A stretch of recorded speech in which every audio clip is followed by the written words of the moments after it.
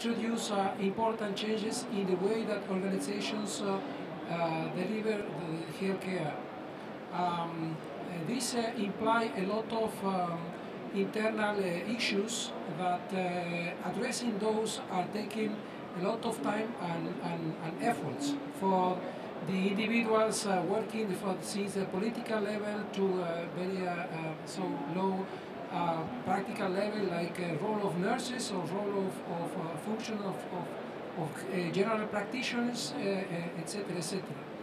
So the issue is, from one part, technology is now enough mature. Technologies of telecommunication are becoming available almost everywhere that facilitate that services are delivered at home from the distance, and this has been a case in most of Europe.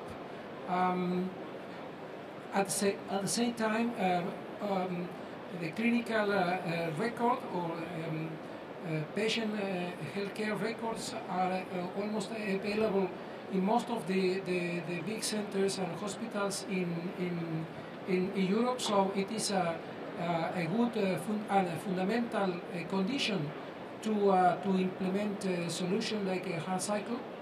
And the third is that it's necessary that every organization incorporate the changes that implies, as I said before, a lot of people in the loop. So, what the good news is that from the political side, the discourse of politicians today is that healthcare management, and in particular chronic disease management, is a must in all our countries. It is the only way really to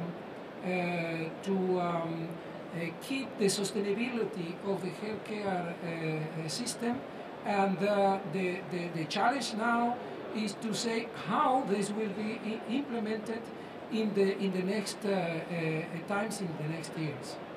Okay, and maybe if I can add, and this is the nice thing about European projects, that the obstacles are also different in all the different countries, and this is a nice learning, because let's say like Thatcher and Teresa from Spain, here you have the hospital in a leading role, and you have to convince here the major stakeholder.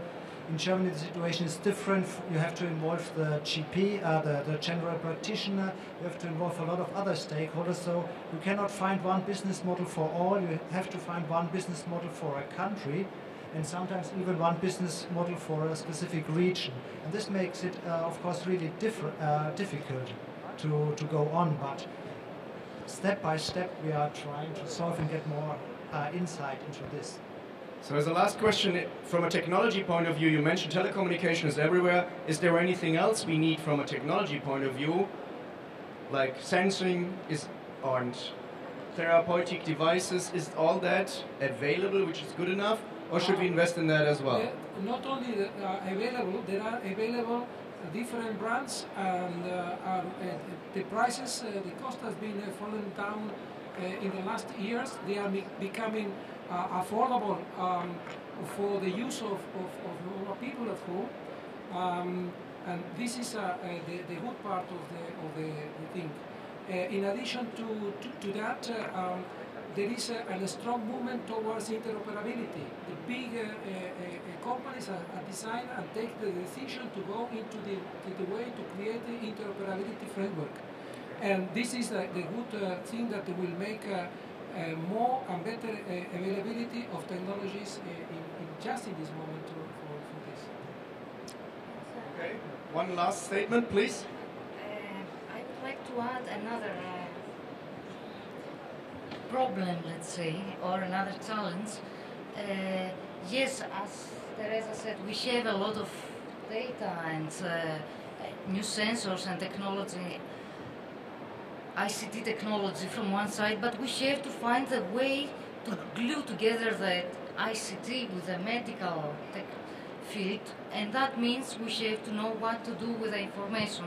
And actually that means that we have to build robust decision support systems that can really make use of this abundance of information and be useful for the professional. There are steps in this direction, but we cannot really say that it is robust in all aspects, and we have work to do. So there's still work ahead. Okay. All right, we are a little bit over time, but we also started late, so I think it's a good point to stop this. Thank you very much for listening. Thank you very much for your attention, and I'm closing this session now. Thank you.